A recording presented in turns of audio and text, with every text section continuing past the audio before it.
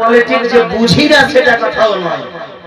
ভারতবর্ষে বাস করছি, ভারতের সংবিধানও জানি।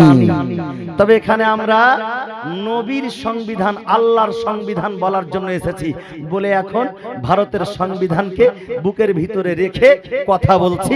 এখন নবীর সংবিধানের কি, নবীর সংবিধানের কথা বলছি। তবে শুনে রাখুন বাবা আমার, এই বাবরি মসজিদ, মসজিদ যারা বানায়, আল্লাহর নবী বলছেন মাম বানা লিল্লাহি মাসজিদান ফিল আরদি বানাল্লাহু লাহু বাইতান ফিল জান্নাত। যে মসজিদ বানায় দুনিয়াতে, আল্লাহ পাক তার জন্য জান্নাতে ঘর বানায়। তবে অন্তরের কথা আল্লাহ ছাড়া কেউ জানে না। ফতোয়া হবে প্রকাশ্যের উপরে। হুমায়ুন কবির এখন পর্যন্ত কিন্তু এই কথা বলেনি যে আমি পলিটিক্যালের জন্য বাবরি মসজিদ তৈরি করেছি।